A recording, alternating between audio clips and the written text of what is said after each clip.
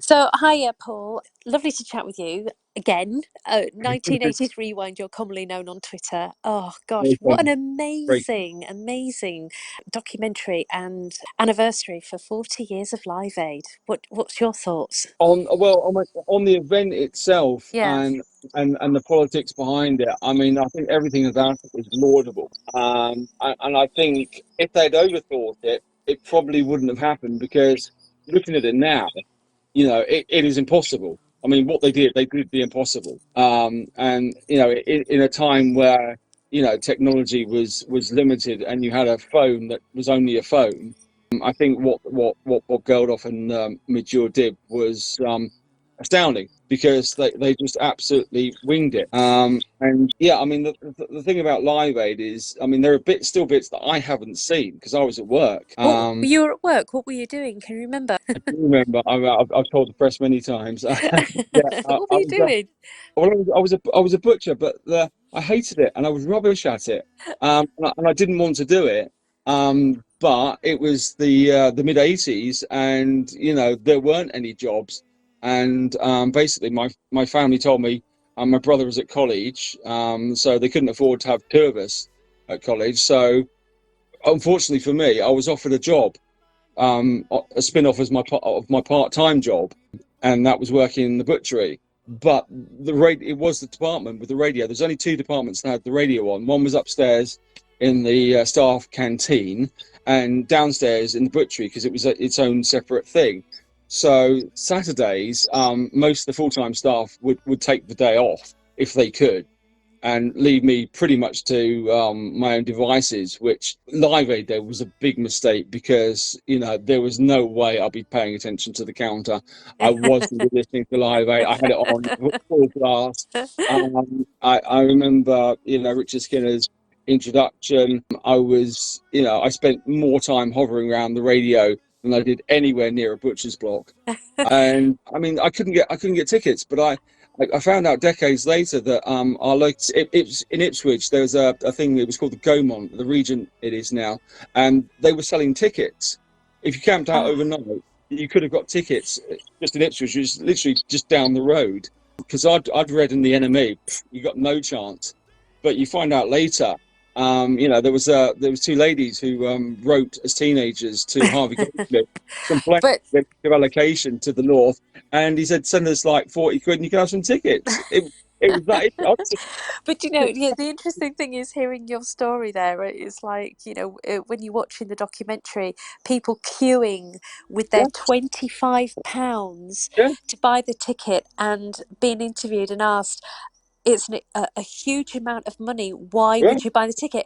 And I remember this one girl replying and saying, I don't care. I need to see Adamant. That is it. No question. yeah. Because I remember the tickets. You remember you might have seen the ticket yourself, and it was like five. Ticket was £5 with a £20 donation to Yeah. like. So I mean that was a great tax dodge. I mean, and obviously Bob Geldof had a big conversation in front of the BBC cameras Oh, I about know. uh, Yes. that. Yes.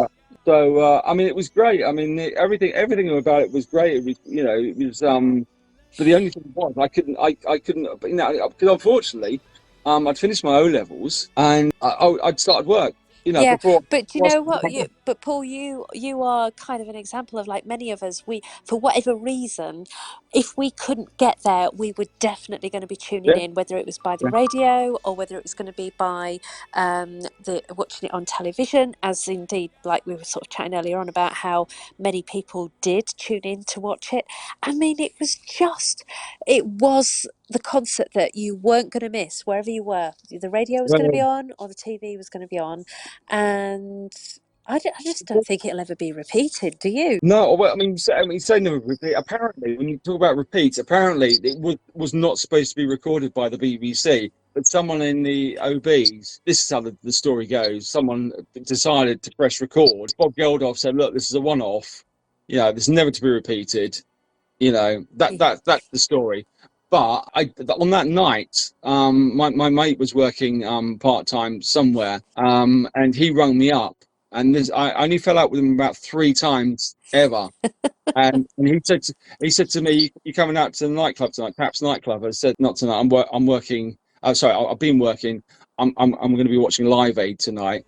And he said to me, "Oh well, been working all day. You can't come out with can't come out with us for a drink." And I went, "I've got to see it. I've got to see Yeah, it." yeah. And And you and me, like many people, did sit in front of the telly and watch it because, wherever we were, I was up in Yorkshire. If we couldn't get to Wembley, it wasn't just about the price of the ticket, it was just logistics. The next yeah, best thing, as indeed it is today, you watch it through the TV and you want to see those artists close up, you want to hear your favourite artists. And you know what? I was just thinking how incredible it was to have so many great artists in one place at one time.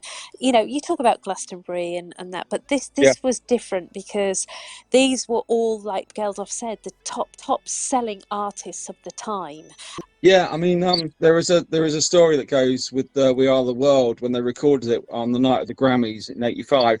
There was a sign. Quincy Jones had a sign put up over the recording studio door that says "Leave your egos at the door." Yeah, You yeah, know, and yeah, but the thing was, I mean, Queen obviously were the ones that everyone talks about, but a lot of them didn't do the hits. Obviously, U2 by default didn't do "Pride in the Name of Love." no, I mean, I'm sorry, Paul Young and Alison Moyet, did an old standard, and it wasn't. This is the thing that I don't know if anyone really knew, which was going to happen after Live Aid, was the spin-off, which was before the Spotify generation, which we're kind of at now. You got to hear music from other generations that you would not have heard on yeah, Radio One, on MTV. yeah, The Who, Clapton, maybe even Black Sabbath.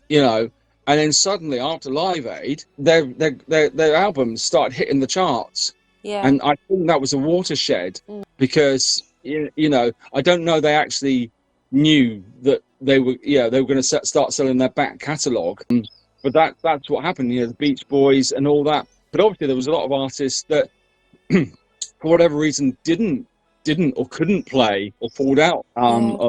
of Live Aid, and those. I mean, the ones that didn't play is almost as long as the ones that did play. Yeah, and there's lots of again when you go back to the documentary and you hear Lionel Richie referring to certain artists that wasn't prepared to perform and all the other things there. But ultimately, I think what's really good about this is that even Madonna, she said at the time when she's performing, I don't want you to look back in 10 years' time and say, oh, she didn't have her clothes on. Do you remember the reference about that? Do you Yeah, remember that? You yeah, do. But yeah. the So, place. but I just think it's really interesting how we're only touching the surface at the minute, Paul, while I'm recording our conversation. But so many people have so many memories for different reasons. But ultimately, it was just an amazing concert, and I think we need to talk more.